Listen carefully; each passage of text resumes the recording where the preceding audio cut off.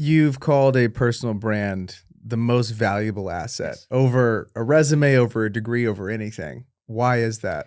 Because a personal brand is your public reputation. It's the way that the world perceives you. But for generations before, we had to rely on teachers, managers, bosses to advocate for us. But for the very first time, you have access to one piece of content that could reach millions of people that shares exactly who you are, what you stand for, and what you have to offer. And if you do that effectively, you will never chase another opportunity again. You will attract all of them, right? So I think about everything that I've been so blessed with for the last 6 years. I've never outreached for a single one of those, right? From being an investor into Newtonic to starting Creative College to having my books, it's always been inbounded opportunities. And so when I think about the college kid that has no money in the current moment that is trying to figure out something for themselves, it's like build a personal brand. It'll only help you in your career. When I think about that business owner and that's trying to get more leads for their business, I'm like, build a personal brand. It'll only help you. When I think about that athlete, I'm like, when your career is over, can you have something to rely on? If you're a designer, can it help?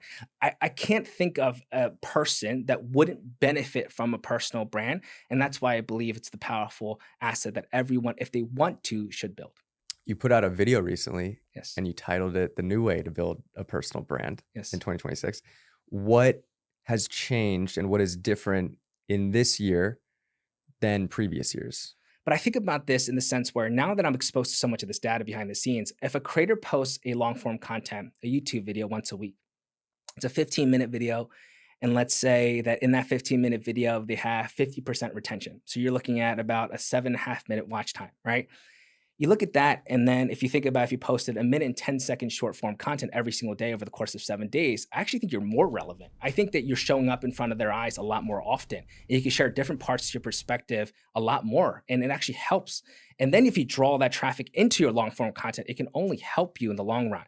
So it's very fascinating. A lot of the creators that we work with, some of the largest, right, in terms of behind the scenes consultations, what used to be more conversations around like how can we start our YouTube to be the thing? It's like a lot of them are now going and being like, how can I start my short form content? How do I build a team around that? Because like we need to get more volume out. And now with trial reels, you can only imagine them come out with more features that make it more accessible for creators.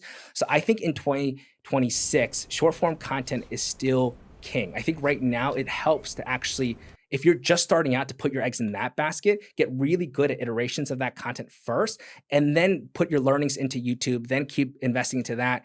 Because if you post once a week in long form content, you're having 52 posts in a year to try and learn from. You post a short form content at least once a day. That's 365 iterations that you're learning from.